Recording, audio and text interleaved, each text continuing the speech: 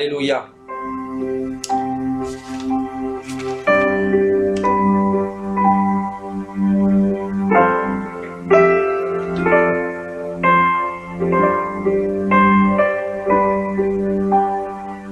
Alléluia. Gloire à Dieu, le Seigneur est magnifique. Je suis réjoui d'être avec vous ce soir pour partager ce moment dans la présence de Dieu. On en a besoin, frères et sœurs. La présence de Dieu nous fait du bien. Personnellement, je suis renouvelé, ne serait-ce qu'en louant mon Dieu. Parce que nous avons tous des épreuves à des degrés différents. La vie chrétienne n'est pas toujours facile. C'est une vie de désert, une vie à rude épreuve, une vie de solitude. Et il n'y a que dans la présence de Dieu où on se sent dans la plénitude, dans la paix, dans son amour. Son amour nous restaure, son amour nous rétablit. Alléluia. Donc je veux vous souhaiter le bienvenu. Bonsoir à toutes et à tous. Alléluia. Soyez les bienvenus. Nous sommes le mercredi 7 mars 2018. Et je suis réjoui de partager la parole de Dieu avec vous ce soir. Alléluia. Je vous aime dans l'amour du Seigneur. Et ce soir, le Seigneur a un message pour chacun de nous. Amen. Alléluia. Un message pour nous réveiller davantage. Un message pour nous préparer à son retour qui est imminent. Le Seigneur peut revenir à n'importe quel moment, comme vous le savez. Il reviendra comme un voleur dans la nuit. C'est pour cela que nous devons être prêts, malgré les épreuves, malgré tout ce qui peut se faire dans ce monde, malgré les épreuves. Alléluia. Le but de ces exhortations, bien évidemment, c'est de nous fortifier et nous encourager à continuer le bon combat de la foi. Alléluia. Alléluia.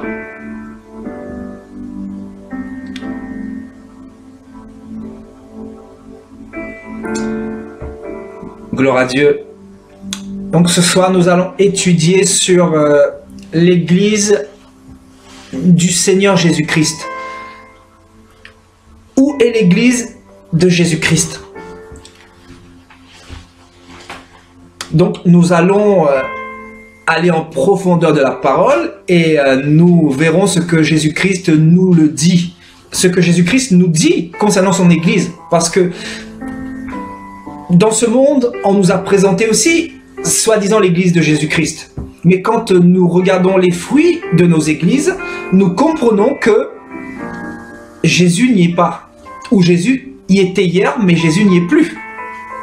Amen. Parce que le Seigneur va dire, vous reconnaîtrez un arbre à son fruit. Donc, nous allons essayer de comprendre où est l'Église de Jésus-Christ. Vous savez, le Seigneur me donne de plus en plus des messages pour ramener les chrétiens dans leur identité. Parce qu'un chrétien qui connaît son identité, c'est un chrétien qui ne sera plus dépendant des hommes. C'est un chrétien qui dépendra que de Dieu. C'est un chrétien qui, malgré les épreuves, malgré la solitude, malgré les déserts, malgré la maladie, malgré les attaques de démons, malgré tout ce que vous voulez, c'est un chrétien qui sera enraciné. Parce qu'il est bâti en Jésus-Christ et non pas dans un homme ou dans une dénomination ou dans une église quelconque. Donc on peut être fondé dans une église, mais si on n'est pas fondé en Jésus-Christ, on peut rater l'enlèvement. C'est ça qu'il faut comprendre. Moi je ne suis pas contre l'église locale. Donc je tiens à dire, ce n'est pas parce que je n'ai pas d'église locale, ce n'est pas ma vision d'ailleurs, le Seigneur m'a appelé pour crier. Donc ce n'est pas parce que je n'ai pas d'église locale que je vais combattre mes frères et sœurs. Mais on est obligé au bout d'un certain moment de dire ce qui ne va pas dans les églises. Il y a des choses qui ne vont pas. Les chrétiens sont captifs. Les chrétiens sont là dans la servitude. Donc le Seigneur, qu'est-ce qu'il va faire? Il va susciter des libérateurs ici et là dans le monde entier pour aller libérer ses enfants, pour les préparer pour son retour, pour son enlèvement. Amen. Parce que Jésus reviendra bientôt, nous prendre avec lui, parce qu'il nous a fait des promesses. Donc ce soir, nous allons essayer de voir où se trouve l'Église du Seigneur. Je méditais la parole il y a 2 jours. Et voilà, moi je programme jamais mes enseignements. Hein, c'est le Seigneur, c'est le Saint-Esprit qui me conduit. Par la grâce de Dieu. C'est lui qui me conduit. Gloire à Dieu. Donc le Seigneur me parlait. Le Seigneur m'a donné un message précis un message clair et net. Et donc justement, nous allons partir dans Luc chapitre 17. Alléluia.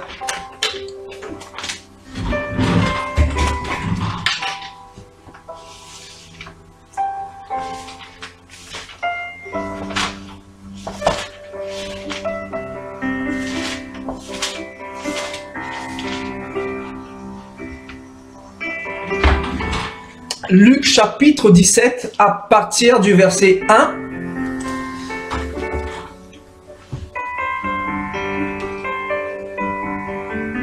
Alléluia. Je sais que pour beaucoup d'entre vous, cet enseignement sera bien évidemment des révisions. Mais le Seigneur va vous parler également. Parce que ça va encore nous conforter dans la vision de l'Église de Dieu. Et c'est très très important de comprendre ces choses-là. Amen. Parce que le Seigneur dira, le séjour des morts, l'enfer, ne pourra rien faire sur l'Église de Jésus-Christ. Amen. Donc il faut comprendre ce que Dieu veut nous dire à travers cela. Donc Luc chapitre 17.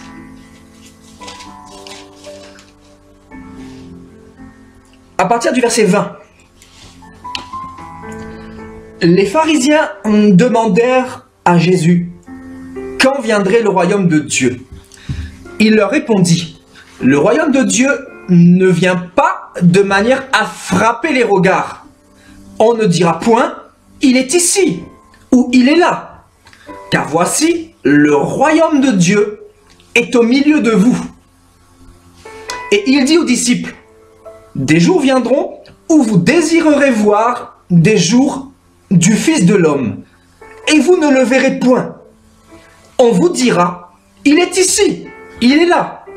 N'allez pas, ne courez pas après. Car comme l'éclair resplendit et brille d'une extrémité du ciel à l'autre, ainsi sera le Fils de l'homme en son jour. Mais il faut auparavant qu'il souffre beaucoup et qu'il soit rejeté par cette génération. Ce qui arriva du temps de Noé arrivera de même au jour du Fils de l'homme. Les hommes mangeaient, buvaient, se mariaient et mariaient leurs enfants, jusqu'au jour où Noé entra dans l'arche. Le déluge vint et les fit tous périr. Ce qui arriva du temps de Lot arrivera pareillement. Les hommes mangeaient, buvaient, achetaient, vendaient, plantaient, bâtissaient. Mais le jour où Lot sortit de Sodome, une pluie de feu et de soufre tomba du ciel et les fit tous périr. Il en sera de même le jour où le Fils de l'homme paraîtra. Amen. Béni sois-tu, Seigneur, pour ta parole. Merci pour ton Esprit Saint qui va nous enseigner ta parole. Alléluia. Donc, frères et sœurs, voilà, récemment, voilà, je méditais un petit peu avec l'Esprit de Dieu et voilà, j'avais à cœur de faire un enseignement sur l'Église du Seigneur Jésus-Christ. Parce que vous savez que récemment, nous avons parlé sur l'évangile de la servitude. Nous avons parlé sur la postérité d'Abraham. Donc l'enseignement nous a montré clairement qui était la postérité d'Abraham et qui ne l'était pas. Le Seigneur nous a montré ce que signifiait l'évangile de la servitude, l'évangile qui contrôlait les âmes. Donc si nous donnons des messages pour dire aux gens, aux chrétiens, aux frères et sœurs que Dieu ne se trouve plus dans les églises, ben, où se trouve-t-il? Donc il se trouve quelque part. Donc nous parlons depuis un certain temps sur l'identité du chrétien. Donc le Seigneur me ramenait ici justement dans Luc chapitre 17 à partir du verset 20. Donc on a beaucoup de choses à voir ici.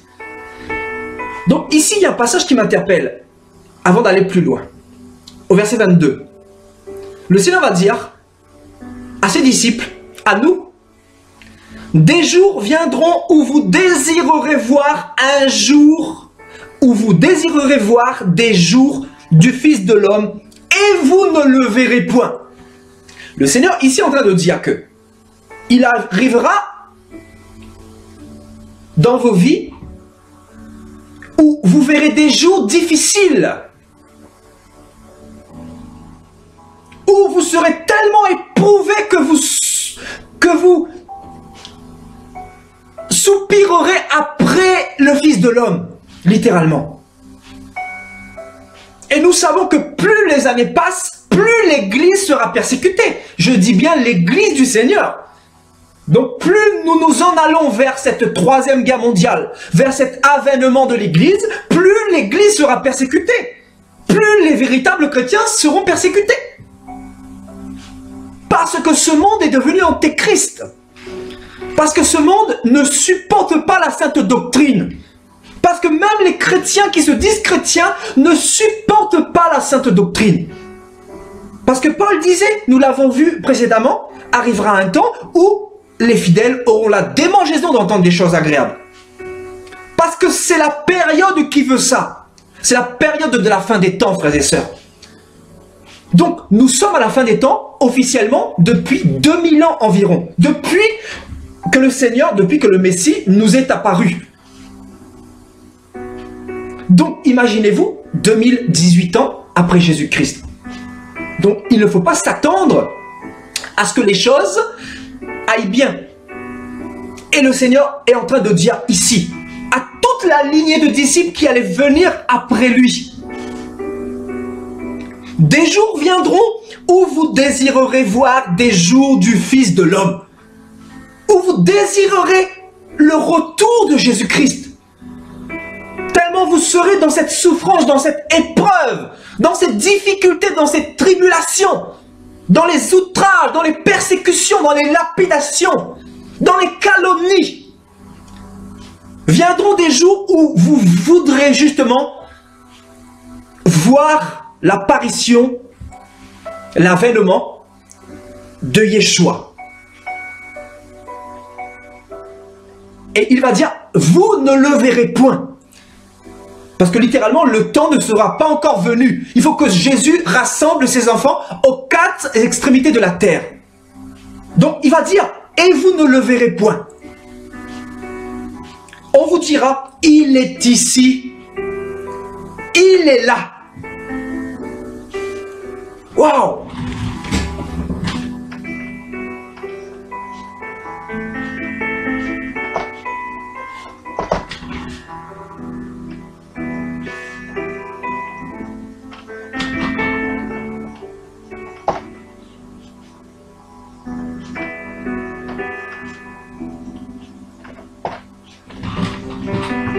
On vous dira, il est ici, il est là. Et le Seigneur va dire quelque chose de très fort ici. N'allez pas et ne courez pas après. Waouh! Pourquoi le Seigneur va dire ça? Ici, c'est un message prophétique. Le Seigneur est en train de nous révéler ce qui allait arriver après sa mort et sa résurrection. C'est-à-dire, depuis sa mort jusqu'à son retour, son retour pour prendre son Église. Le Seigneur va donner une révélation capitale. On vous dira, il est ici, il est là. Et il va dire, n'allez pas, ne courez pas après. Et regardez ce nombre d'églises qui se disent de Jésus-Christ aujourd'hui. Regardez le monde avec toutes ses dénominations. Regardez cette chrétienté avec tous ses bishops, avec tous ses prophètes. Regardez le monde avec tous ses bergers, avec toutes ces filières, avec toutes ces pastorales, avec toutes ces organisations multiples qui vous disent, venez chez nous parce que le Seigneur est là.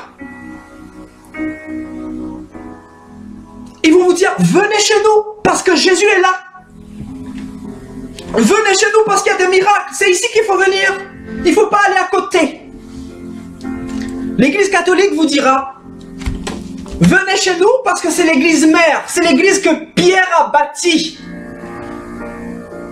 C'est l'église mère. C'est l'église que Jésus, soi-disant, a fondée. L'église protestante vous dira, venez chez nous, parce que nous sommes l'église réformée.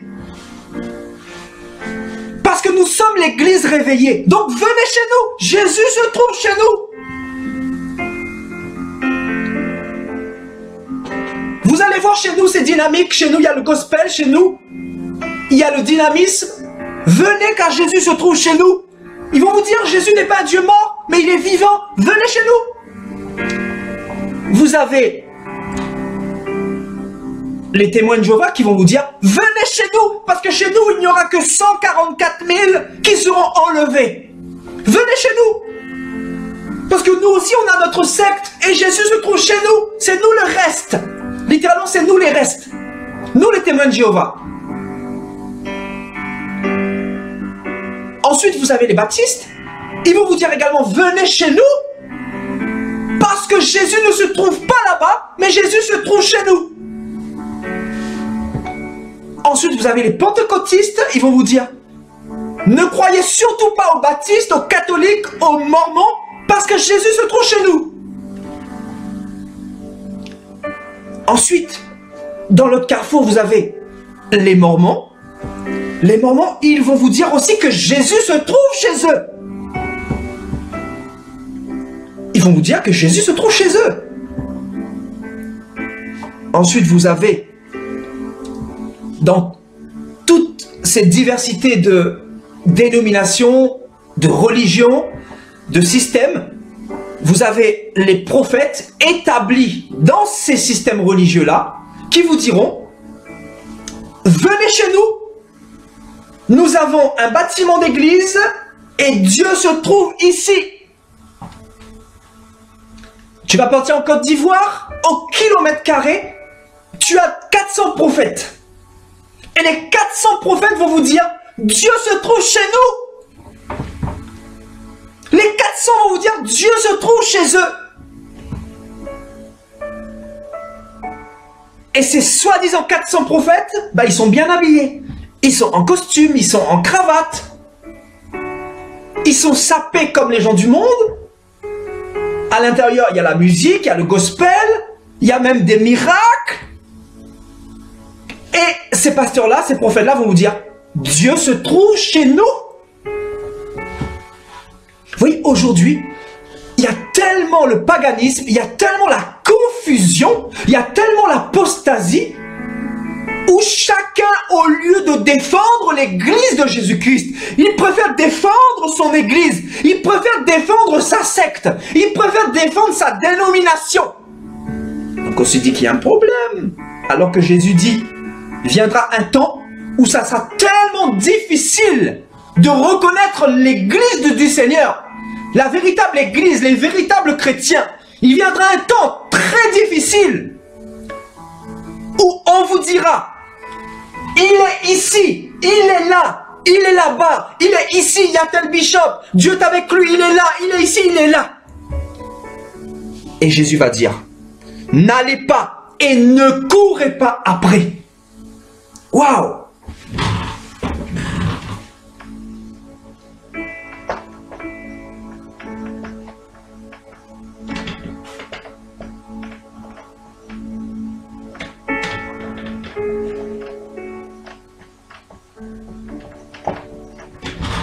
Il y a un problème.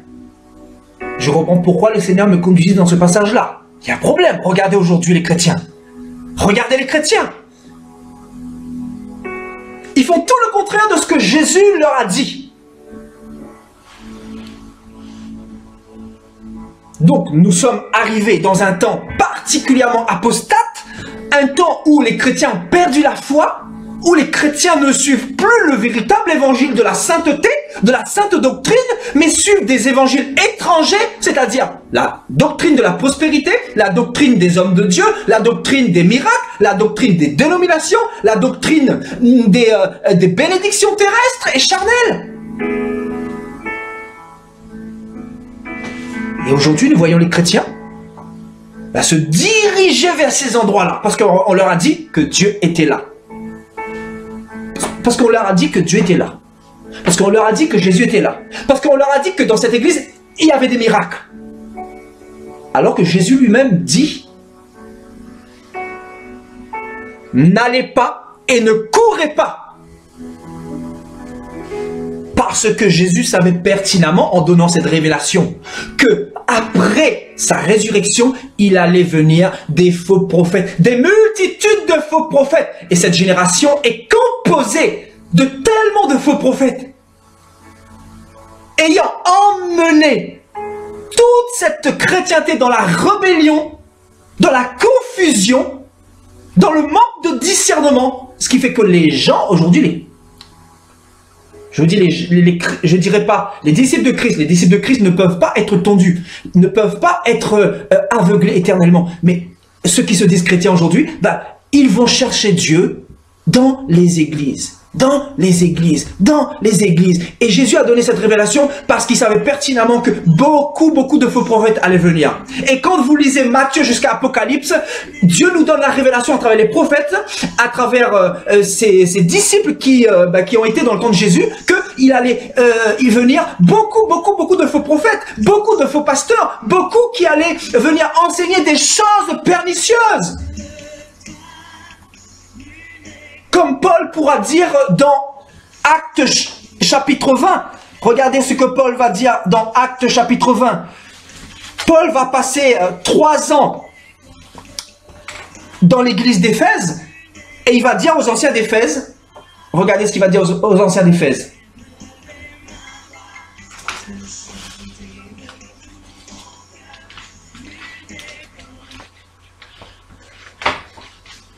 Actes chapitre 20.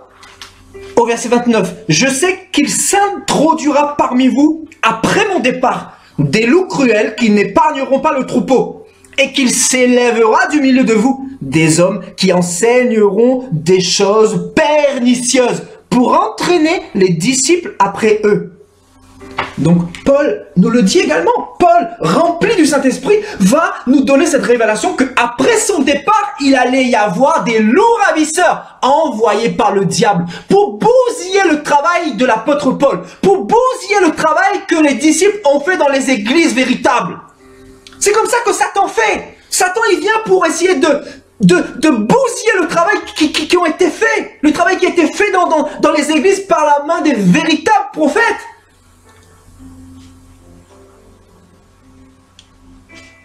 Donc Satan sait pertinemment que le monde l'appartient. Qu'est-ce qu'il va faire? Il va envoyer ses soldats dans les églises justement. Dans les églises, dites églises de Jésus-Christ.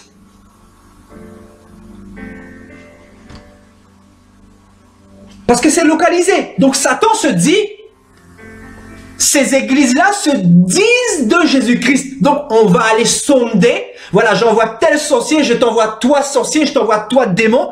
Va sonder un peu cette église-là pour voir vraiment si il est du Seigneur ou pas. S'il n'est pas du Seigneur, le Seigneur a dit quoi? Dans 1 Corinthiens 3, si le fondement subsiste, ce fondement portera du fruit littéralement, mais si ce fondement ne subsiste pas, ce fondement s'effondrera comme un château de cartes. Ce qui fait que beaucoup d'églises aujourd'hui, en fait, ont négligé la parole. C'est-à-dire, ils ont mis de côté cette pensée que le diable ne s'arrête jamais de travailler. Le diable ne cesse jamais de travailler, il travaillera jusqu'à la fin pour emmener le maximum d'âmes avec lui en enfer. Et ce qu'il veut aujourd'hui, c'est qui? C'est les chrétiens. Donc là où il y a un chrétien, là où il peut y avoir même un seul disciple, Satan il vient. Vous croyez quoi? Vous croyez quoi? Et vous pensez que là où il y a la masse, là, Satan n'y est pas? Alors que Jésus nous donne cette révélation. Il va dire, des jours viendront où vous désirerez voir un des jours du Fils de l'homme. Et vous ne le verrez point. On vous dira, il va dire, on vous dira, Dieu est chez nous, venez chez nous. Venez chez le bishop un tel, venez chez le général un tel, venez chez le pape un tel, venez chez le cardinal un tel, venez chez l'évêque un tel, venez chez le pasteur un tel. Et le Seigneur va dire, n'allez pas, ne courez pas après. Vous savez pourquoi le Seigneur va dire ça? Vous savez pourquoi le Seigneur va dire ça? Le Saint-Esprit a parlé tout à l'heure là, justement. Vous savez pourquoi le Seigneur va dire ça? On va partir dans Jean. Brièvement, on va revenir ici. On va partir dans Jean, chapitre...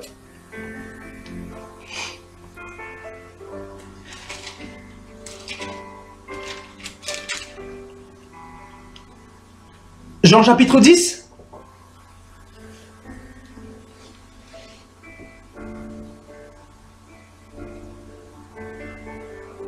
Au verset 27. Jean chapitre 10 au verset 27. Mes brebis entendent ma voix et elles me suivent moi. Elles me suivent moi. Je leur donne la vie éternelle et elles ne périront pas et personne ne les ravira de ma main. Et au verset 5, il va dire, elles ne suivront point un étranger. Parce qu'elles fuiront loin de lui. Elles fuiront loin des étrangers. C'est-à-dire, les étrangers ici, c'est qui? C'est les faux prophètes. C'est les fausses églises. C'est les fausses doctrines, etc. Parce qu'elles ne connaissent pas la voix des étrangers. Alléluia. Donc, les vraies brebis du Seigneur ne se dirigent pas vers les temples. Les vraies brebis du Seigneur ne se dirigent pas vers les briques. Après, je ne dis pas que là où il y a des briques, Dieu ne se trouve pas. Il ne faut pas déformer mon langage. On est en train d'essayer de comprendre où est l'église du Seigneur. Qui est l'église du Seigneur Jésus-Christ?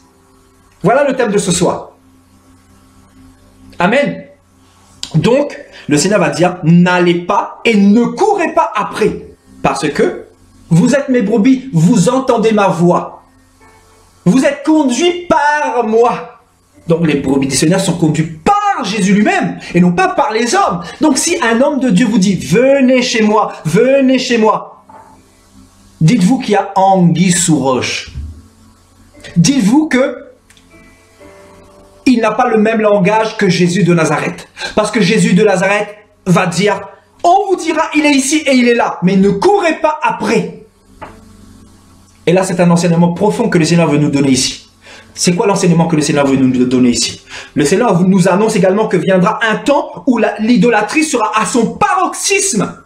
Et que justement, vous ne tombez pas dans le piège de toutes ces personnes qui se dirigent vers la masse, vers les grandes églises, vers les grandes méga-churches, vers les bishops qui ont beaucoup de renommée, etc. Parce que vous êtes mes brebis. Et vous ne suivrez point des mercenaires, des faux prophètes. Donc en 2018, les faux prophètes sont partout. Chacun vous dit, venez chez moi.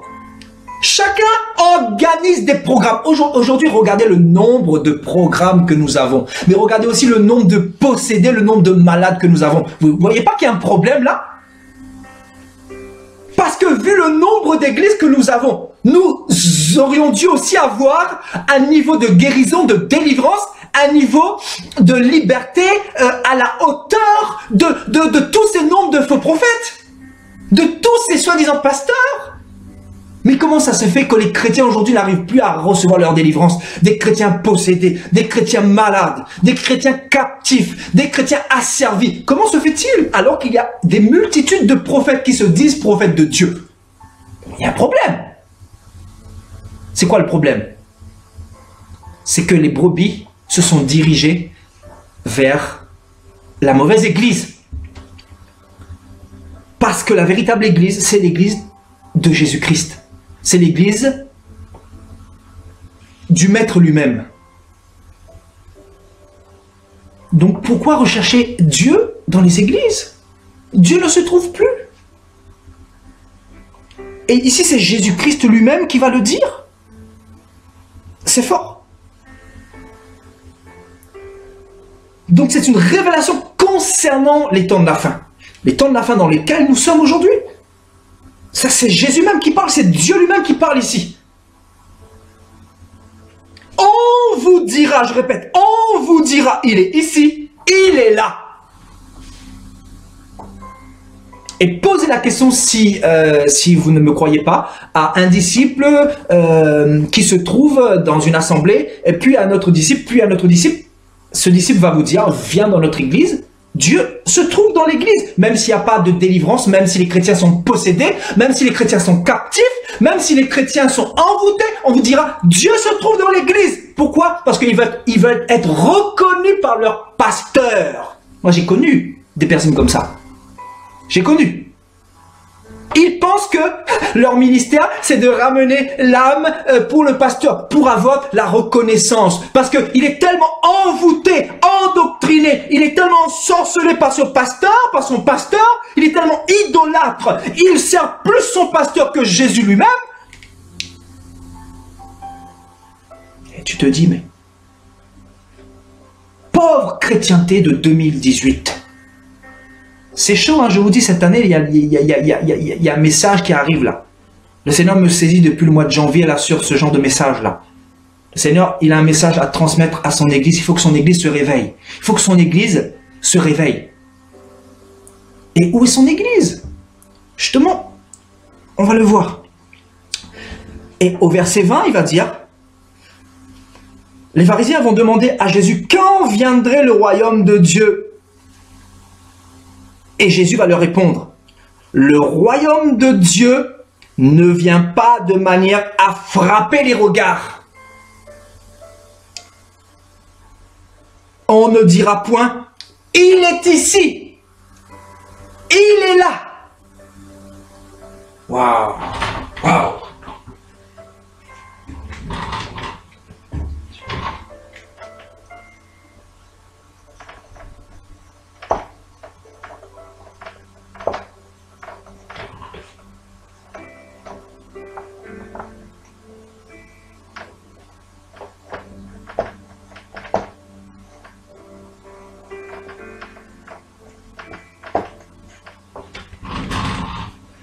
Waouh!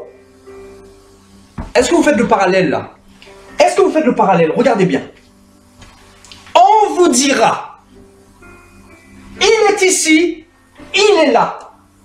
Et Jésus va dire, n'allez pas, ne courez pas après.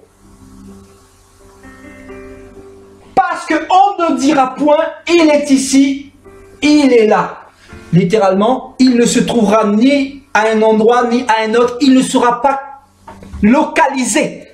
Il ne sera pas géolocalisé, tandis que les églises d'aujourd'hui sont déjà pucées, géolocalisées, dans le sens où on peut mettre un nom, ben voilà, sur l'église, parce qu'on va dire que ça c'est l'église de Jésus-Christ, parce qu'il y a une adresse bien spécifique, alors que l'église de Jésus-Christ c'est pas ça. L'église de Jésus-Christ est spirituelle encore une fois. Vous voyez?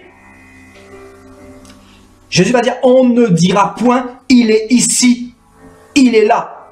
Notamment dans la pensée de l'esprit. Ici, c'est la pensée de la chair, bien évidemment. Alléluia. On va prendre...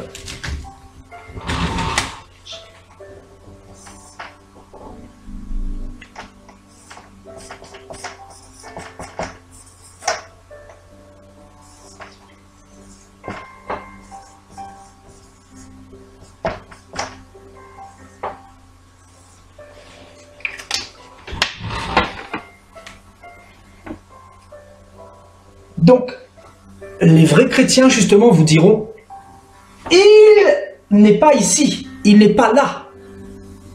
Mais il est où, Jésus? Il est où? Car voici, le royaume de Dieu est au milieu de vous. Waouh!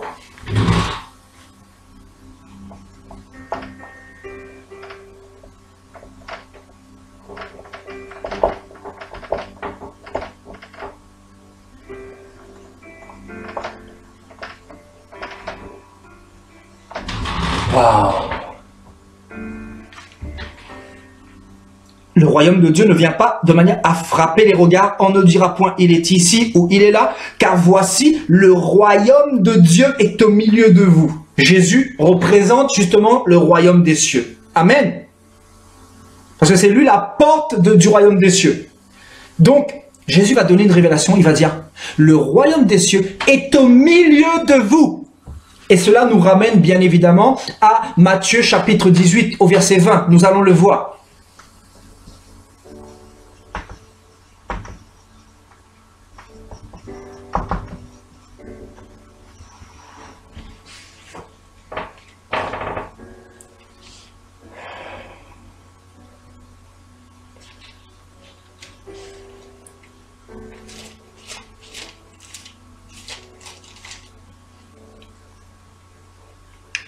Car là où 2 ou 3 sont assemblés en mon nom, je suis au milieu d'eux.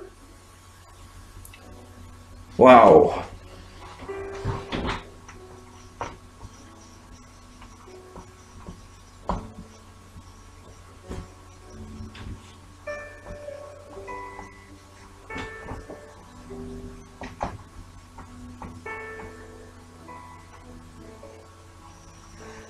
Donc, là où 2 ou 3 sont assemblés en mon nom, je suis au milieu d'eux. Amen. Donc, tous ces hommes-là qui vous présentent le temple, qui vous présentent la fidélité à une assemblée, l'assiduité à une église locale, etc. En fait, ils sont hors de la vision du royaume des cieux. Ils n'ont pas compris quelle était l'église du Seigneur Jésus-Christ. Parce qu'aujourd'hui, on a affilié les chrétiens à des briques, encore une fois. On a affilié les chrétiens à des bâtiments. On a affilié les chrétiens à des temples, à des systèmes d'hommes. Je dis bien des systèmes d'hommes. Alors que Dieu n'est pas un système. Vous comprenez? Dieu n'est pas un système. Dieu est un vent. Et donc, les véritables enfants de Dieu se mettent autour de ce vent. Dans ce vent. Vous comprenez? Et le vent les dirige. Le vent les dirige. Alléluia. Gloire à Dieu. Donc, le Seigneur nous donne une révélation concernant son Église. Donc, assemblée en son nom. Il y a beaucoup d'endroits, me direz-vous, où ils sont assemblés dans le nom de Jésus-Christ.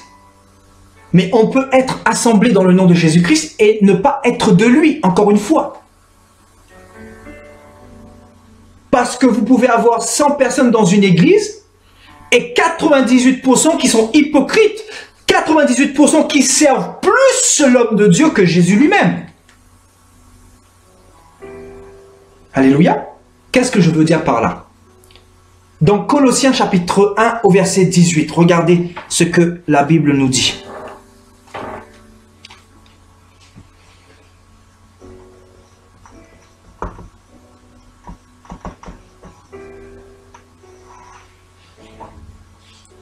Colossiens chapitre 1 au verset 18.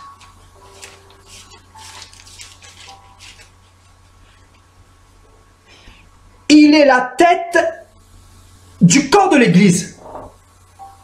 Waouh!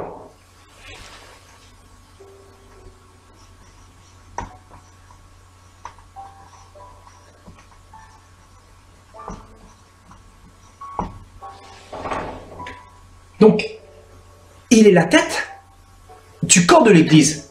Maintenant, où se trouve le corps? Beaucoup qui sont charnels, ils diront, le corps se trouve au Vatican, n'est-ce pas? Si vous demandez, si vous dites à un catholique, par exemple, que Jésus est la tête du corps de l'Église, vous allez demander à un catholique où se trouve le corps. Ils vont vous dire, le corps se trouve au Vatican. N'est-ce pas?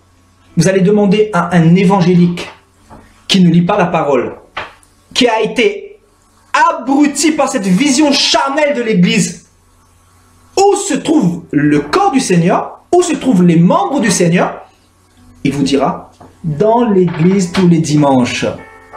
Parce qu'aujourd'hui, dans les assemblées, on vous dit clairement, hein, si vous ne venez pas à l'église, ben vous n'avez plus le Saint-Esprit, que Dieu n'est plus avec vous. Parce que Dieu se trouve dans le bâtiment. Parce que Dieu se trouve là où il y a le pasteur. C'est ce qu'on vous dit dans les églises aujourd'hui. Regardez les joutes qu'on a mis sur les chrétiens. Des chrétiens qui sont restés dans les assemblées pendant 20 ans, pendant 30 ans. Et ils se sont rendus compte que ils ont perdu tellement de temps, qu'ils se sont tellement fait dépouiller, qu'ils ont tellement été dépendants de l'homme de Dieu. Ils se sont rendus compte qu'ils ont servi plus le pasteur que Dieu lui-même. Ils se sont rendus compte qu'ils ont servi plus la tête du pasteur que la tête qui est Jésus-Christ. Waouh!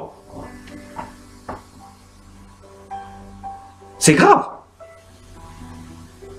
Vous comprenez pourquoi il est important et capital de comprendre son identité, de comprendre où est l'église de Jésus-Christ, de comprendre ta position en Christ.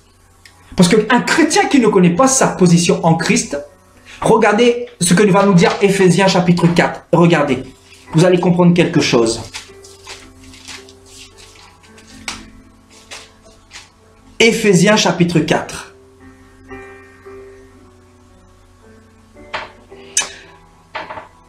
Donc on nous dit que Dieu a donné les apôtres, les prophètes, les docteurs, les évangélistes, les pasteurs pour le perfectionnement des saints en vue de l'œuvre du ministère et de l'édification du corps de Christ. Donc déjà on nous parle du corps de Christ, voyez? Donc l'édification du corps de Christ, de ceux qui sont intégrés dans ce corps-là. Non pas dans le corps étranger, non pas dans l'église de Satan, mais dans l'église de Dieu. Parce que nous avons vu qu'il y a deux églises. Jusqu'à ce que nous soyons tous parvenus à l'unité de la foi. Oui, l'église de Christ, là, n'est pas divisée, n'est pas découpée. L'église de Christ est dans l'unité. La véritable église, je parle. La véritable église. À l'état d'homme fait, à la mesure, à la stature parfaite de Christ. Ainsi, nous ne serons plus des enfants flottants et emportés à tout vent de doctrine par la tromperie des hommes, par leur ruse, par les moyens de séduction, en professant la vérité dans l'amour, etc. Vous voyez, on nous dit, Dieu a établi des personnes dans ce monde, notamment les pasteurs et toutes ces personnes qui prêchent la parole, pour justement nous ramener à la vérité afin que nous ne soyons plus trompés par la ruse des hommes, par les tromperies des hommes. Parce que justement dans ce temps de la fin-là, Satan a dépêché une multitude de faux prophètes pour vous dire que voilà, l'église c'est le bâtiment, que vous devez être fidèle à l'assemblée, vous devez être fidèle à l'église. Et vous savez pourquoi ? Pour entretenir le ventre du pasteur, pour entretenir l'église, l'expansion de l'église, parce que plus l'église a des membres, plus l'église grandit au niveau de la trésorerie, n'est-ce pas? Est-ce que je parle à quelqu'un? Est-ce que vous avez connu des pasteurs comme ça, qui étaient très concentrés sur l'argent, qui étaient plus centralisés sur l'argent que les âmes? Parce qu'aujourd'hui, je vais vous dire quelque chose, les faux prophètes qui sont dans les églises aujourd'hui, qui sont plus centrés sur l'argent que sur les âmes, forcément, ils ne font que étouffer la vision que Christ nous a donnée. Encore une fois, Christ nous a donné quelle vision? Allez et faites de toutes les nations des disciples. Donc, allez, c'est où? Dans le monde, dans les nations, dans les rues. Donc, si on vous enseigne la parole dans l'église, dans un temple, qu'on nomme église, c'est pour vous emmener à faire d'autres disciples. C'est pour vous emmener à l'extérieur. Mais ce n'est pas pour chauffer la chaise de l'église avec vos fesses tous les dimanches. Je suis désolé. J'avais donné une prédication quand je suis parti en Corse. J'avais parlé des deux trônes.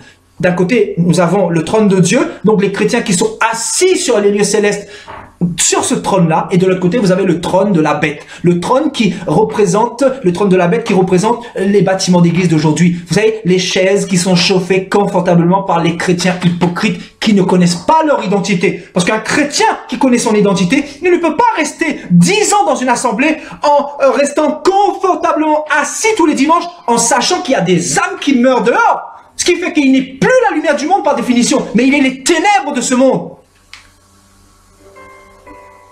Parce que la lumière doit justement éclairer les ténèbres. Frères et sœurs, comprenez mon langage spirituel. Comprenez ce langage. La lumière doit éclairer les ténèbres. Et les ténèbres, c'est qui? Les ténèbres, ce sont ceux qui sont dans le péché. Les ténèbres, ce sont ceux qui ne connaissent pas Jésus. Les ténèbres, ce sont ceux qui ont besoin du salut comme nous. Donc, si nous sommes sauvés, pourquoi gardons-nous ce salut-là? Pourquoi n'allons-nous pas aussi présenter ce salut aux autres? Donc, il y a un problème. Ça nous montre clairement que dans les églises, on a voulu vous maintenir, vous emprisonner, afin de vous contrôler, afin de contrôler vos finances, afin de vous voler, afin de vous dépouiller de vos dîmes, de vos offrandes, afin que le pasteur puisse s'enrichir, afin que le pasteur puisse manger sur votre poche. Alors que c'est pas ce que Paul disait. Paul disait, si vous avez le boire et le manger, et la nourriture et le vêtement, cela vous suffira. Mais ceux qui veulent s'enrichir tombent dans le piège, tombent dans la tentation, et qui le conduit à la perdition, à la ruine. Et beaucoup de pasteurs aujourd'hui sont tombés là-dedans. Je suis persuadé que beaucoup qui ont commencé des églises ont bien commencé. Mais là, le problème, c'est que Satan a envoyé des loups ravisseurs, des sorciers pour injecter la semence de l'argent. Ce qui fait que les hommes, par manque de vigilance, par manque de connaissance de la parole, ils sont tombés à côté. C'est-à-dire, ils se sont détournés de l'évangile de Jésus-Christ. Ce qui fait qu'ils ne travaillent plus pour les âmes, mais ils travaillent pour leur bas-ventre, pour leur mini-secte, vous voyez? Et c'est pour ça qu'ils vont avoir ce langage suivant. Venez chez moi, parce que Dieu est là. Il est ici. Il est là, venez chez moi. Vous voyez, quand un pasteur commence à avoir ce langage-là, c'est qu'il a commencé à s'éloigner de la vision de Dieu. Parce que la vision de Dieu n'a jamais été d'être confiné quelque part. Dieu a toujours fait sortir Israël pour emmener Israël vers la terre promise. Donc un vrai disciple de Christ doit vous emmener à Jésus-Christ. Arrêtez avec cette vision erronée de chercher à emmener les âmes pour être encadrés, pour être... Non, c'est pas ça Jésus. Vous présentez la tête. La tête, frères et sœurs. Et c'est la tête qui s'en charge qu'un chrétien, frères et sœurs. Nous allons faire un schéma dans un instant. Vous allez comprendre quelque chose. Un chrétien qui est dans le corps de Christ, frères et sœurs, un chrétien qui est dans le corps de Christ, il est enseigné par la tête. Il est enseigné par la tête parce qu'il est dans le corps de Christ. Donc la tête lui enseigne la sanctification. La tête lui enseigne l'attitude à avoir face à ce monde. Le comportement, la tête lui enseigne comment il faut parler. La tête lui enseigne ce qui est bien, ce qui n'est pas bien. C'est pour cela que vous avez des personnes qui sont dans les églises aujourd'hui, mais qui ne sont pas attachées à la tête. Ce sont des chrétiens décapités, des chrétiens sans tête. Ils sont déconnectés de Jésus-Christ, comme Jésus disait dans Jean chapitre 15. Je suis le cep, vous êtes les sarments. Si vous n'êtes pas connectés à moi, sans moi, vous ne pouvez rien faire. Sans moi, vous ne pouvez pas porter de fruits. Parce que c'est la tête qui sanctifie le corps. C'est la tête qui donne le pain de vie au corps. C'est la tête qui donne l'eau de vie au corps. C'est la tête qui lave et qui purifie le corps par le sang de Jésus. Le sang, vous voyez le sang dans tout le corps. L'église spirituelle de Jésus de Nazareth. C'est pour cela que vous allez voir des chrétiens pendant 10 ans, pendant 20 ans, ils ne vont jamais réussir à abandonner la masturbation, la fornication, le sexe avant le mariage, le mensonge, l'impudicité, toutes sortes de vices, de péchés, parce que ils ne sont pas attachés à la tête. Alors que la Bible nous dit que Jésus est la tête du corps de l'église. Donc nous allons essayer de voir où est le corps maintenant. C'est important de le souligner. Vous comprenez ? Celui qui est connecté au corps, à la tête, il ne pêche pas volontairement. Est-ce que vous comprenez? Et les gens, pourtant ils voient des dysfonctionnements dans les assemblées, mais ils continuent à rester. Ils se disent, bon, peut-être ça va changer, voilà. Et ce qui fait qu'ils perdent du temps, au lieu d'aller se diriger vers la tête. C'est-à-dire la tête, c'est quoi? Où est la tête? Aïe, aïe, aïe, aïe, aïe, aïe, aïe, aïe, aïe. Où se trouve la tête, frères et sœurs? Où se trouve la tête? Alléluia.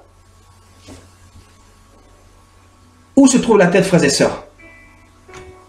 Nous allons le voir. Alléluia. On va partir dans Matthieu 6. Où se trouve la tête? C'est important de le souligner. Waouh! Allez, on va partir dans Matthieu 6. Voilà, cet enseignement va nous montrer où se trouve l'église de Jésus. C'est très important de le comprendre. C'est un message pour ceux qui veulent aller au ciel, encore une fois.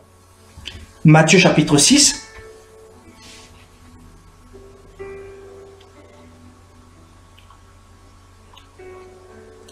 Au verset 6. Mais quand tu pries, entre dans ta chambre. Waouh! Waouh! Mais quand tu pries, entre dans ta chambre, ferme ta porte et prie ton Père qui est là dans le lieu secret. Waouh! On nous dit, waouh!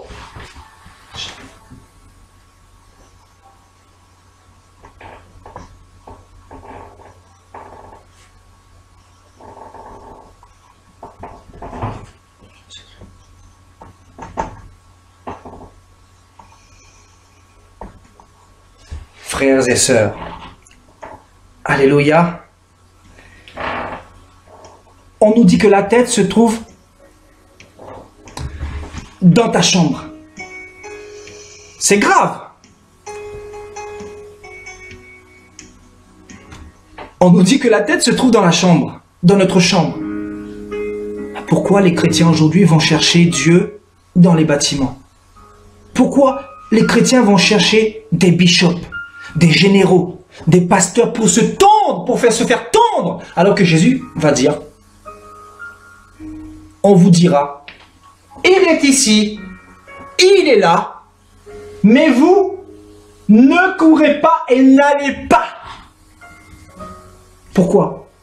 Parce que Jésus va dire, sans la foi, il est impossible de plaire à Dieu. Et la foi, c'est quoi? La foi, c'est de fléchir tes genoux dans le secret. Frères et sœurs, c'est la chose la plus difficile, de devenir un chrétien spirituel. Parce qu'un chrétien spirituel qui dépend que de Jésus, c'est pas facile d'arriver à ce stade. Mais il faut être un peu fou, parce que tu pries un Dieu que tu ne vois pas. Et l'homme préfère se tourner vers le visible, vers le charnel, vers le physique. Quand tu as un problème, mon frère, ma soeur, je veux t'exhorter à aller vers la tête. Parce que la tête te décevra jamais. Parce que quand tu es avec la tête, là, tu as la guérison, tu as la restauration, tu as l'assurance de la vie éternelle. Tu as l'assurance que malgré dans tes épreuves, celui qui t'a dit « je ne t'abandonnerai point », il ne t'abandonnera jamais.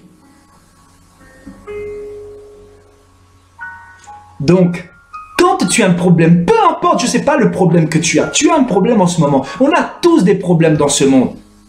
On a tous des problèmes. On a tous des problèmes. Donc, quand tu as un problème, dirige-toi vers la tête. Parce que la tête ne te décevra jamais. Les hommes te décevront. Je te dis, mon frère, ma soeur, les hommes vont te décevoir. Mais la tête ne te décevra jamais.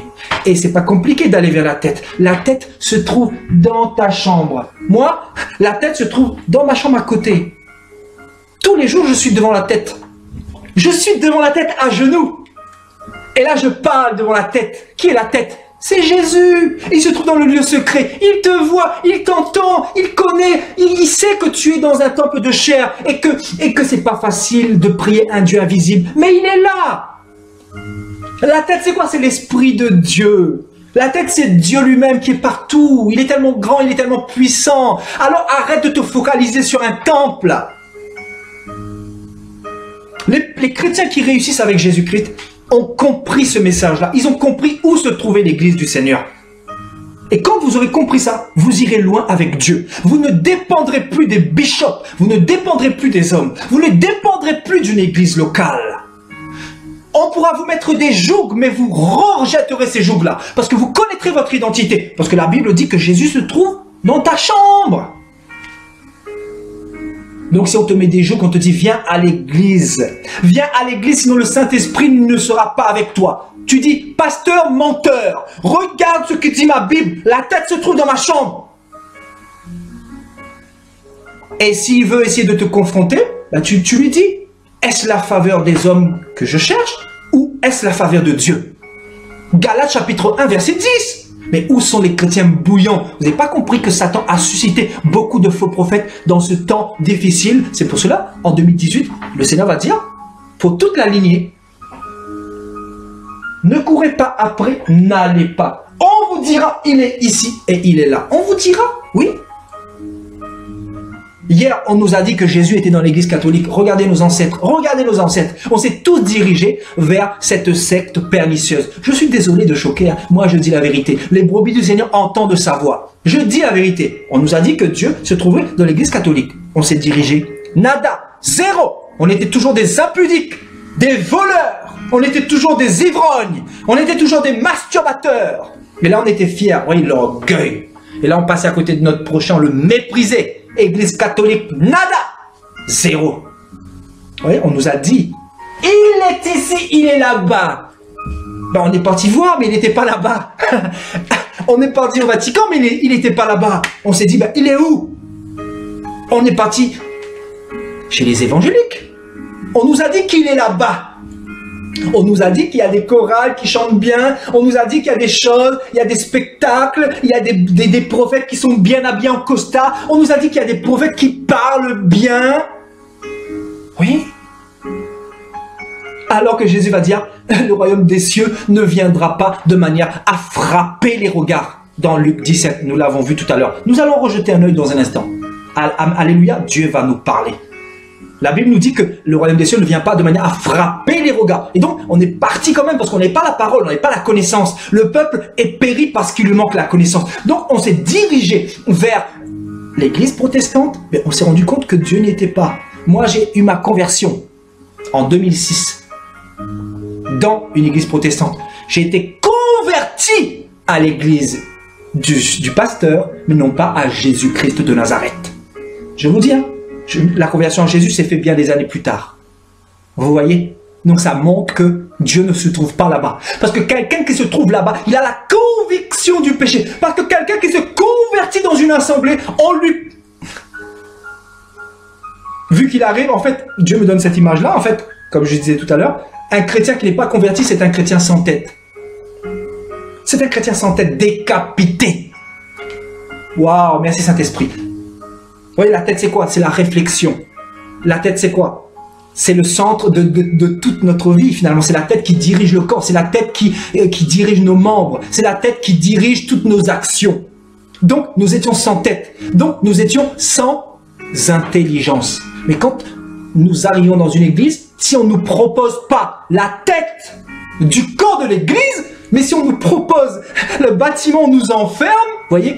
Non, les chrétiens d'aujourd'hui qui sont en Babylone, ce sont des chrétiens sans tête, des chrétiens décapités, qui se sont convertis à l'homme de Dieu, qui se sont convertis à leur dénomination, mais non pas à Jésus-Christ. Parce qu'ils sont sans tête, ils ne peuvent pas réfléchir, ils ne peuvent pas se sanctifier, ils ne peuvent pas se purifier, ils ne peuvent pas porter du fruit, ils ne peuvent pas aller vers les nations comme Jésus leur disait. Parce qu'ils sont sans tête, ils ne réfléchissent pas, ils lisent la parole, mais vu qu'il y a la brique dessus, il y a la dénomination, donc il y a le voile religieux sur leurs yeux. Vous comprenez pourquoi ils ne peuvent pas aller faire comme Jésus-Christ leur a demandé de faire? Porter du fruit, aller dans les nations, aller partout dans les rues, dans les carrefours, pour sauver leur prochain?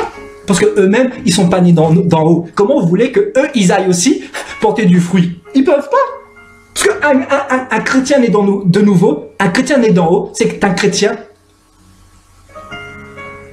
coordonné, assemblé, avec la tête. Vous voyez? Tout simplement. Ce qui fait qu'aujourd'hui, beaucoup de chrétiens sont sans tête. Et donc, dans une église locale, dans un bâtiment, si on te présente plus l'homme de Dieu que la tête, bah, tu seras toute ta vie un chrétien décapité. Et ton raisonnement, ton intelligence sera limitée. Tu ne pourras pas recevoir les véritables oracles de Dieu, les oracles qui viennent de Dieu, les oracles vivants, les oracles qui produisent en toi la passion, la vigueur, l'engouement pour les choses d'en haut et non pas les choses de la terre. Oui, Satan est malin, hein? Vous croyez quoi? Satan, il est malin.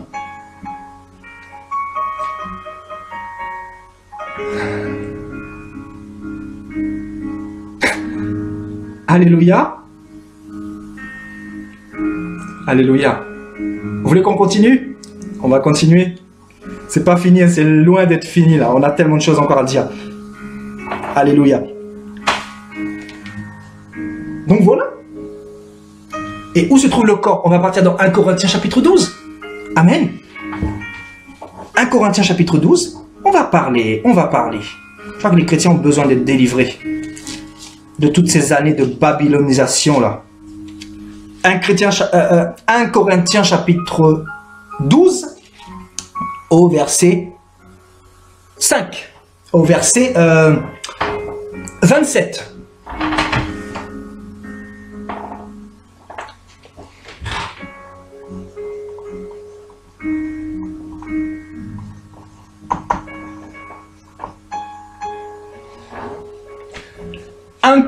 1 Corinthiens chapitre 12 au verset 27. Vous êtes le corps de Christ et vous êtes ses membres, chacun pour sa part.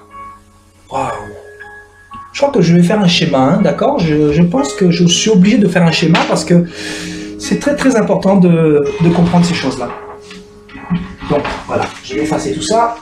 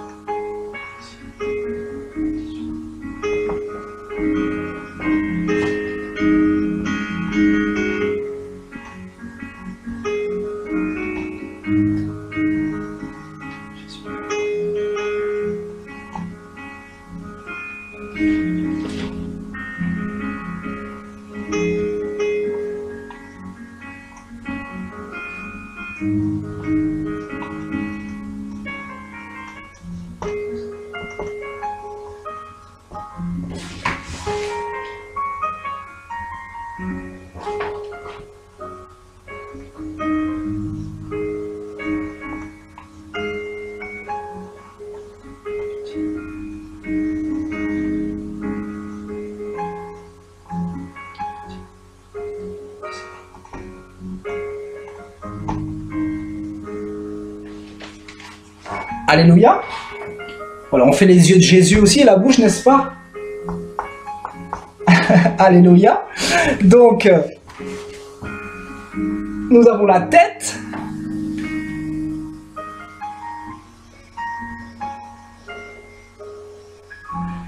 Voilà, le chrétien qui n'est pas encore converti, c'est un chrétien sans tête. Littéralement, c'est un chrétien qui est déconnecté de là-haut. Vous voyez? Il y a comme une barrière au-dessus de sa tête. C'est-à-dire que Dieu n'entend pas ses prières. Pourquoi? Parce qu'il n'est pas attaché au corps. Donc, en bas, vous avez le corps, c'est-à-dire les membres de Christ. Vous voyez? Et vous êtes le corps de Christ et vous êtes ses membres, chacun pour sa part. Je ne sais pas très bien dessiner, hein, donc il ne faut pas m'en tenir à rigueur, s'il vous plaît, d'accord? Parce que là, j'allais faire encore 2 jambes, là, donc vous voyez, je ne sais pas dessiner, c'est vraiment la chose que j'arrive vraiment pas à faire. Donc, amen.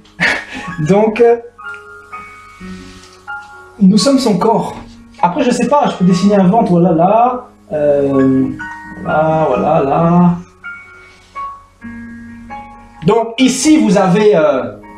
bon, ici, voilà, moi, je peux être,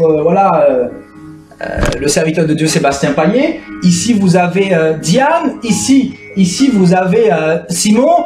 Ici, vous avez Laurence. Ici, vous avez Valérie, etc. Ici, vous avez Joseph, etc. En fait, le corps de Christ, c'est nous. C'est pour ça que Jésus va dire, là où 1 ou 2 sont assemblés en mon nom, je suis au milieu d'eux. Donc, il faut bien comprendre que c'est dans le secret que se trouve la tête. C'est important de comprendre, important de le comprendre. Donc, quand vous voulez prier Dieu, allez dans votre chambre. Et non pas seulement dans votre chambre, parce que la Bible dit quoi? Vous êtes le corps de Christ. Donc, vous êtes connecté au corps n'importe où. Vous voyez, n'importe où, c'est-à-dire dans la rue, dans le métro, sous la mer, dans les airs, dans un avion, dans votre salle de bain, partout, partout, partout, partout, partout, partout, partout, partout, partout. Voilà l'église de Jésus-Christ. Voilà l'église du Seigneur Jésus-Christ. C'est l'église qui est connectée en permanence avec lui. Parce que la Bible va dire quoi? Regardez dans Jean, merci Seigneur pour cette parole que tu me donnes. Jean chapitre 1 Jean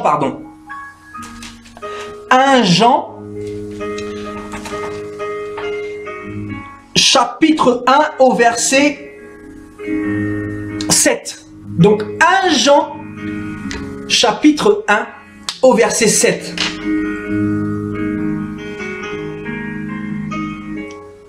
Mais si nous marchons dans la lumière comme il est lui-même dans la lumière, donc si nous marchons dans la lumière comme il est lui-même dans la lumière, nous sommes mutuellement, regardez,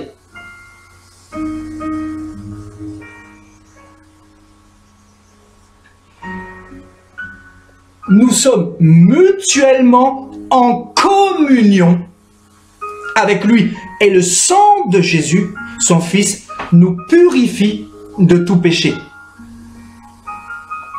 Donc, l'Église est mutuellement en communion avec le Seigneur, en permanence. Vous voyez, si nous sommes dans la lumière, parce que si nous commençons à pécher, ben, nous devenons ténèbres. Et forcément, nous redevenons greffés sur l'olivier sauvage, c'est-à-dire sur le corps étranger, sur l'Église étrangère. Amen. Et nous savons que celui qui est né d'en haut ne pêche pas volontairement. Amen. Donc, c'est bien important de comprendre cette schématisation pour vraiment ne plus être trompé par les hommes. Parce que Satan, vraiment, dans ce temps de la fin-là, nous a tellement éloignés de cette simplicité, finalement. Vous voyez, cette simplicité. Amen. Est-ce que vous avez compris, frères et sœurs? Alléluia. Alléluia. Et nous pouvons aussi aller dans... on peut aussi aller dans Romains. Romains chapitre 12 au verset 5.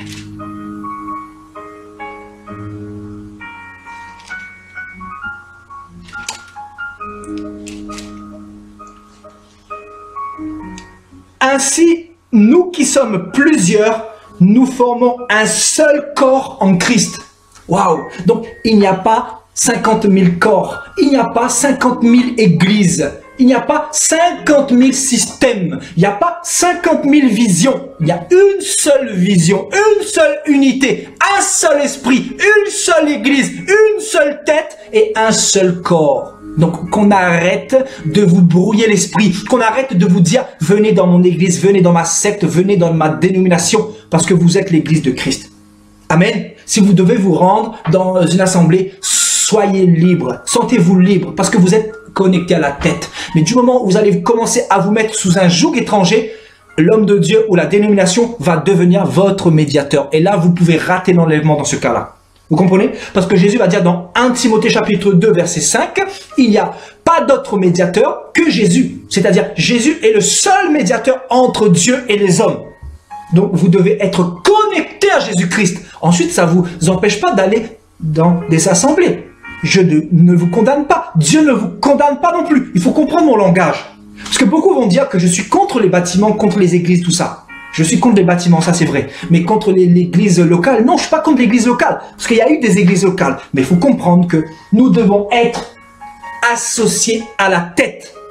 Parce que si nous ne sommes pas associés à la tête, ben forcément, nous allons être trompés. Et celui qui est associé à la tête, c'est celui qui reçoit les oracles de Dieu. C'est celui qui reçoit le discernement. Je crois que bientôt on va faire un enseignement sur la tête. Pas ce soir, d'accord? On va faire un enseignement sur la tête très prochainement, d'accord? Juste après cet enseignement-là. Amen. Pour nous montrer qu'il est important d'être attaché à la tête. Parce que quand on est attaché à la tête, on reçoit tout de Dieu en fait. On est avec Dieu en permanence. Et c'est là qu'on peut recevoir toutes choses, la restauration, etc., la paix, l'assurance. Vous voyez, même si ça va pas, on est avec Dieu et on sait que on ne manquera de rien. On sait que on a cette assurance-là, frères et sœurs, par la foi bien sûr. Amen. Donc nous sommes un seul corps.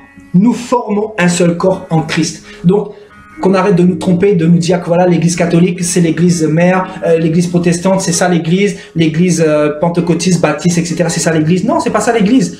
C'est le corps de Christ, c'est ça l'église. Amen. L'église de Christ est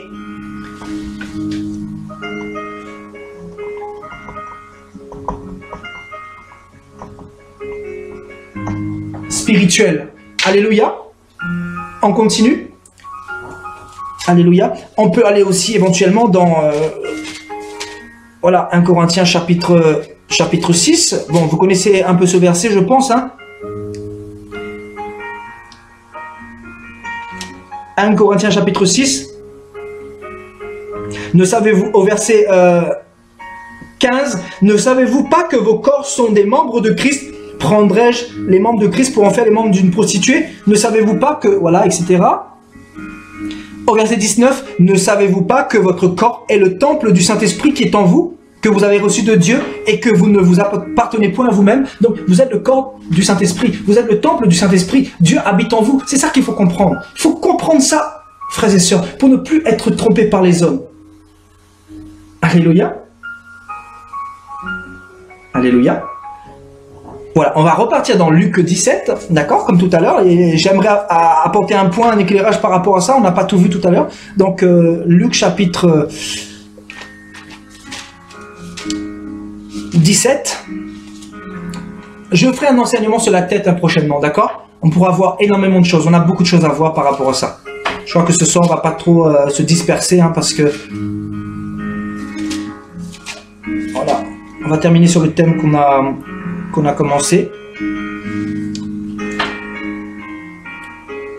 Donc, Luc 17 au verset 20, le Seigneur va dire, le royaume de Dieu ne vient pas de manière à frapper les regards. Vous voyez? Le royaume de Dieu ne vient pas de manière à frapper les regards.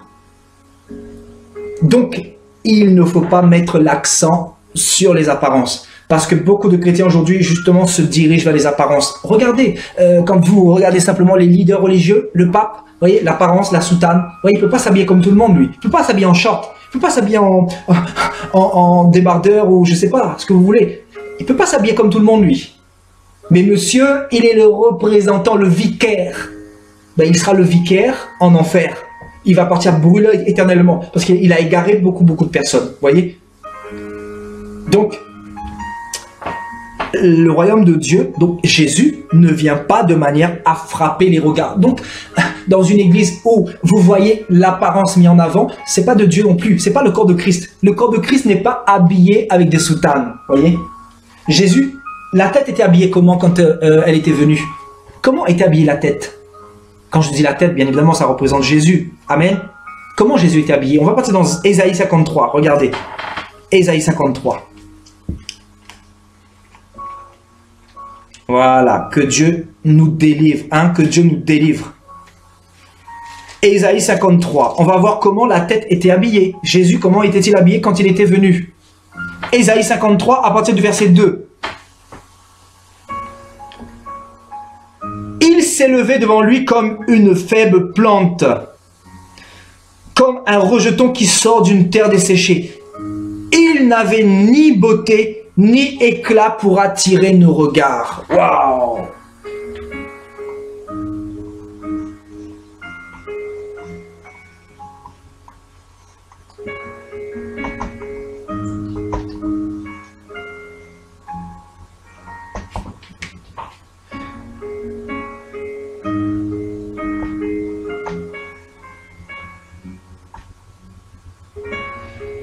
Donc, il n'avait ni beauté.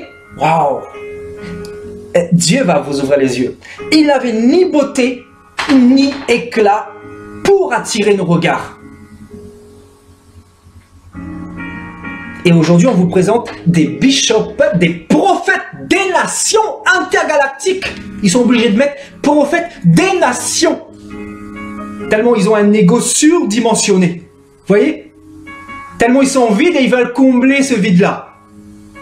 Donc, prophète des nations générales, en grande pompe, avec des habits multicolorés, on se dit, mais Christ était-il habillé comme ça? Justement, on le voit dans la parole. On nous dit que Jésus n'avait ni beauté, ça peut choquer, hein, ni éclat pour attirer nos regards. Donc là où vous voyez des églises, des bishops qui vous attirent par le spectacle, qui vous attirent par l'attrait extérieur, par tous ces costumes cravates, par toutes ces apparences extravagantes, dites-vous que ce sont des bishops sans tête. Ce sont des bishops décapités. Ce sont des généraux décapités. Ce sont des papes décapités. Ce sont des évêques décapités. Ce sont des pasteurs décapités. Donc dites-vous que si une église est plus sur l'apparence que l'apparence extérieure que l'apparence intérieure, ce sont des églises décapitées. C'est pour ça que vous voyez des chrétiennes qui s'habillent toujours comme des prostituées avec des talons, avec toutes sortes de maquillage, et ça chante et ça brasse et ça jacasse Jésus à longueur d'année, alors que ce sont des chrétiennes décapitées. Parce que le chrétien qui n'est pas décapité ne peut plus se comporter comme les païens avec des pots de Nutella sur le visage. Je le dis, je parle et je le répète. Il ne peut plus. Il est discret, il est sobre, il est modéré. La modestie. L'apparence intérieure, ce que Paul disait à Timothée dans 1 Timothée 2 là-bas et 1 Pierre également. Vous voyez, l'église du Seigneur, elle est vertueuse. Elle est pas débridée. Elle n'est pas dans l'extravagance, elle n'est pas dans le paraître, elle n'est pas dans cette beauté extérieure, dans cet éclat. Regardez les églises d'aujourd'hui. Une église éclatante, hein? Une église éclatante, parce que vous savez quoi? Les gens veulent ramener des âmes dans les églises. Donc il faut quoi? Vous savez, les églises, les chrétiens d'aujourd'hui ne se dirigent plus n'importe où, hein, parce que les chrétiens d'aujourd'hui, ils recherchent des choses agréables. Donc à entendre, à voir, donc forcément il faut mettre le paquet. C'est pour ça que vous avez des temples avec des tapis rouges, avec des estrades vraiment garnies, avec derrière écrit temple du salut ou mission salut guérison ou je sais pas quoi. On se dit mais pourquoi ils sont obligés de mettre tout ça? On se dit, mais pourquoi ils mettent de l'éclat? Ils embellissent les murs, mais pourquoi ils prennent des chaises à 400 € pour, voilà. Il y a des églises comme ça. Il y a des églises comme ça. J'ai connu des fidèles qui ont fréquenté justement une assemblée comme ça du côté de l'île, du nord de la France. Et ce pasteur-là, il mettait la pression sur les fidèles pour acheter des chaises à 300-400 € pour avoir une église de luxe, une église confortable. Alors que Jésus n'avait ni beauté, ni apparence pour frapper les regards. Donc on se dit, il y a un problème. On se dit que ce sont des bishops décapités. Et je parle et je le répète et je le dis. Voilà quel est mon message contre tous ces loups ravisseurs. Tous ces loups ravisseurs qui sévissent, qui vous dépouillent votre argent, qui vous volent votre identité, qui dit que vous devriez être en Christ, non pas dans l'homme. Toujours l'homme, affilié à l'homme, du lundi au dimanche, de janvier à décembre. Vous voulez être sauvé? Vous voulez être sauvé? Vous voulez aller au ciel? Moi, je vous présente la tête. Je ne vous présente pas Sébastien. C'est pas moi qu'il faut suivre. Je vous dis, hein, moi, je suis un vent. Je peux vous parler aujourd'hui, demain, je ne sais pas qu'est-ce qui peut m'arriver. Je peux être ailleurs. Je peux être ailleurs, ici ou là. Dieu fait ce qu'il veut. Donc vous, si vous voulez être sauvé, vous voulez que le Seigneur vienne vous chercher bientôt, ben, il faut être dans la tête, dans le corps. Amen. Jésus est la tête, vous êtes le corps. Parce que Jésus-Christ viendra chercher qui? Le corps. Amen. Parce que nous sommes connectés en ce moment, vous voyez, d'une manière spirituelle, mais d'une manière physique maintenant. Il viendra nous chercher physiquement. Comprenez? Nous sommes connectés à Jésus-Christ par la tête spirituellement. Mais bientôt, quand il va y avoir l'enlèvement de l'Église, c'est-à-dire l'avènement de Jésus-Christ, nous serons enfin avec lui, c'est-à-dire d'une manière physique. Nous pourrons le voir tel qu'il est. Alléluia. Gloire à Dieu. Donc, on continue. Hein. On n'a pas fini là par rapport à ce verset-là. Et son aspect n'avait rien pour nous plaire. Donc, on nous dit que son aspect n'avait rien pour nous plaire. Donc, c'est grave. Vous voyez ce que je veux dire? C'est grave. Donc aujourd'hui, pourquoi cherchons-nous voilà, l'apparence, voilà, nous recherchons des choses qui frappent à nos yeux, parce que l'homme aime ça, vous voyez, l'homme aime ça. Vous voyez? Mépriser et abandonner des hommes, hommes de douleur, habitués à la souffrance, semblable à celui dont on détourne le visage. Nous l'avons dédaigné et nous n'avons fait de lui aucun cas. Laissez-moi vous dire qu'un véritable bishop, un véritable prophète, un véritable apôtre, un véritable serviteur de Dieu n'est pas acclamé par les hommes, n'est pas dans le spectacle. mais il est dédaigné. On détourne le regard de lui, parce que son message dérange. Vous voyez, là où le message ne dérange pas, ben, il y a la foule, il y a la masse. Vous voyez, il y a des centaines, des milliers de personnes qui suivent ces personnes-là. Parce que ces personnes-là leur présentent quoi? Ben, leur présentent un évangile qui va les rendre riches, qui va les rendre prospères. Vous comprenez l'évangile? C'est pour cela qu'ils sont obligés de se présenter avec un costard cravate à 2000 € pour vous dire que voilà, si vous faites comme moi, si vous donnez, vous serez bénis. Si vous donnez votre dîme, Dieu va vous bénir. Si vous donnez 100 €, Dieu va vous donner 1000 €. Vous voyez comment il fonctionne? C'est triste. C'est triste.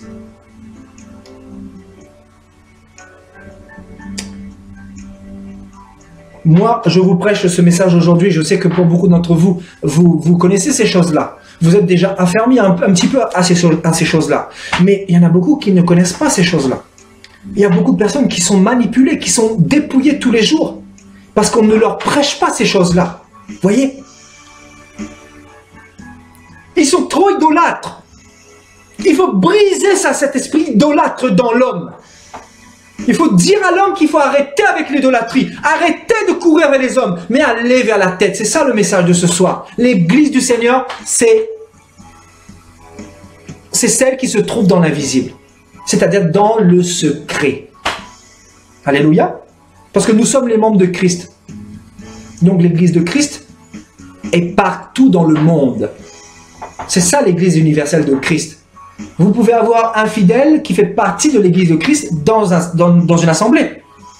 Mais le reste, là, ben, ils ne sont pas forcément de l'église de Christ, mais ils sont de l'église de l'homme de Dieu. C'est pour ça qu'il y a tellement de bâtiments d'église aujourd'hui, tellement de bishops, tellement de prophètes. Satan, il sait pertinemment que l'homme est idolâtre. Ben, qu'est-ce qu'il a fait? Il a mis justement tous ces systèmes en avant afin de conduire les hommes dans l'idolâtrie et dans l'erreur, tout simplement. Alléluia. Donc voilà, Jésus-Christ n'avait ni beauté ni éclat. Donc dans une assemblée où vous voyez les hommes en costard-cravate, dites-vous qu'il y a un problème. Dites-vous qu'il y a un problème quelque part. Après, je ne dis pas non plus qu'un homme de Dieu ne peut pas mettre un costard. Ne me lapidez pas un jour si je suis en costard-cravate. N'est-ce pas? Mais je l'ai très rarement été, frères et sœurs. Parce que je suis naturel, je suis comme moi-même. Je n'ai pas besoin de ça. Vous voyez?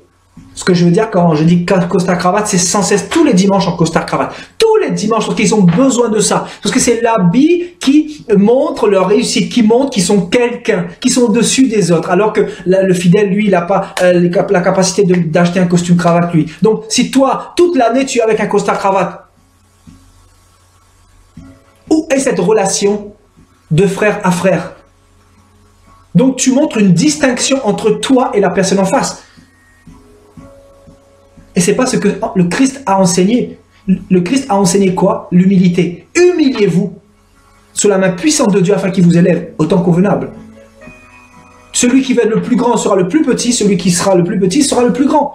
C'est ce que le Seigneur disait aux disciples, n'est-ce pas? Alléluia. Alléluia. On va parler. Amen. Oui, c'est des petites choses, mais Dieu nous parle à travers ces petites choses-là. Des petites choses comme ça. Donc, une église là, avec l'apparence là, ouais, l'église catholique, la soutane, tout ça là. Pareil, pareil. Vous savez, il y a la mort dedans, il y a les démons qui dansent. Je le dis régulièrement, ça, des choses comme ça. Je parle, mais je vous le dis encore. Dans ces églises où il y a l'apparence là, où il y a la beauté, où c'est éclatant. Vous voyez, le marbre. Vous voyez, Satan, comment il a fait? Il a fait tout le contraire en fait. Il sait que Jésus-Christ n'a pas mis l'accent sur l'extérieur. Qu'est-ce que Satan va faire? Lui, il va faire le contraire. Il va faire le contraire. Vous voyez? Donc, il va mettre des temples, des monastères, des cathédrales remplies de marbre, remplies de pierres précieuses, alors que alors que les fidèles, la plupart du temps, n'ont pas de quoi finir leur fin de mois. Donc soyons un peu sérieux, frères et sœurs. C'est ça Babylone, c'est ça le monde du diable, c'est ça le monde de Satan. Et Dieu reviendra détruire le système de Babylone. Babylone, c'est ça, on en a parlé l'année dernière. Je ne vais pas en revenir dessus, mais bientôt, si Dieu le permet, on va en parler un petit peu de ces choses-là. Mais c'est ça Babylone. Le système religieux, politico-religieux, le système de Satan. Alléluia.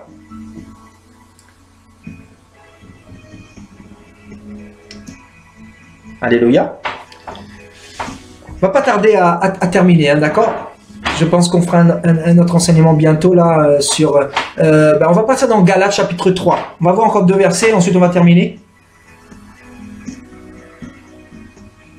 Galates chapitre 3.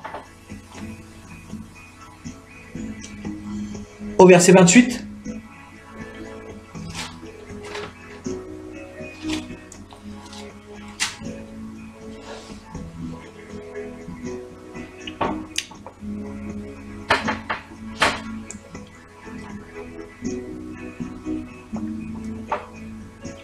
Car il n'y a plus ni juif, ni grec, il n'y a plus ni esclave, ni libre, il n'y a plus ni homme, ni femme, il n'y a plus ni catholique, ni protestant, ni mormon, ni pentecôtiste, ni baptiste, ni quoi que ce soit.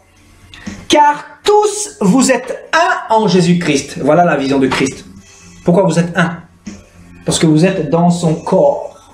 Amen. Vous êtes dans le corps de Christ. Vous êtes le corps de Christ. Amen. Et si vous êtes à Christ, vous êtes donc la descendance d'Abraham, héritier selon la promesse. Nous avons vu récemment la postérité d'Abraham. Vous voyez, ça rejoint. Vous voyez, donc ceux qui sont de la postérité de la servitude, ils sont justement dans cette vision dénominationnelle. Vous voyez, pentecôtiste, baptiste, mormon, témoin de Jéhovah. Vous voyez, les structures, les systèmes d'hommes. Et de l'autre côté, vous avez la postérité d'Abraham, c'est-à-dire la promesse, les héritiers de Christ. Donc, ceux qui font partie du corps de Christ, donc les véritables disciples de Jésus de Nazareth. Alléluia.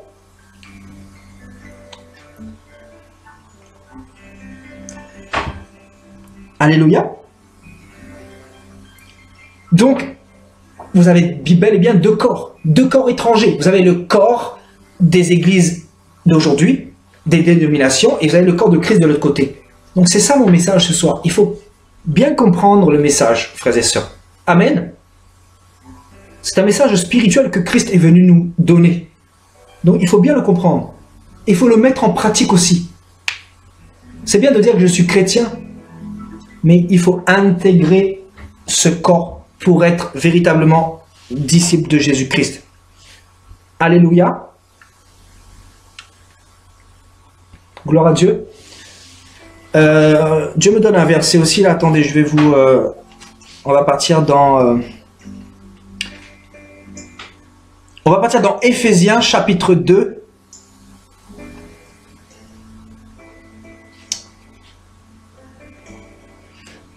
Au verset 19.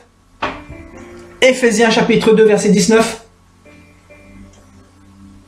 Tout à fait, nous sommes greffés au corps de Christ. C'est exactement ça. Nous étions greffés sur le corps étranger. Aujourd'hui, nous sommes greffés sur le corps de Christ. Voilà. Donc, Éphésiens chapitre 2, verset 19. Ainsi donc, vous n'êtes plus des étrangers, ni des gens du dehors. Vous voyez? Des étrangers, ni des gens du dehors. Mais vous êtes concitoyens des saints, gens de la maison de Dieu. Gens de la maison de Dieu. Donc la maison de Dieu qui est son corps. Vous avez été édifiés sur le fondement des apôtres et des prophètes, Jésus-Christ lui-même étant la pierre angulaire. Et ici, c'est un verset très important, le verset 21. En lui, tout l'édifice, c'est-à-dire son corps. En lui, tout l'édifice bien coordonné, bien structuré. Et la coordination, la structuration se fait par la parole. Amen. La structuration se fait par la vérité qui vous affranchira. La coordination se fait par l'humilité qui peut refléter de vos vies. Non pas être comme les chrétiens hypocrites, non pas être dans l'apparence extérieure, non pas être dans le paraître, etc. Mais être vertueux, etc. S'élève pour être un temple saint dans le Seigneur, un temple saint. En lui, vous êtes aussi édifiés pour être une habitation de Dieu en esprit. Nous sommes une habitation de Dieu, frères et sœurs. Nous sommes les enfants du Seigneur et le Seigneur habite en nous. Donc, nous sommes une habitation de Dieu. Donc, qu'on arrête de nous dire Dieu se trouve dans telle église, Dieu se trouve dans telle église, Dieu se trouve dans tel temple, dans telle dénomination, qu'on arrête de nous dire ces choses-là, frères et sœurs. Soyez affermis dans ce message, retenez ce message jusqu'au bout et personne ne pourra plus jamais vous tromper. Aucun bishop, aucun homme de Dieu ne pourra jamais plus vous tromper. Alléluia.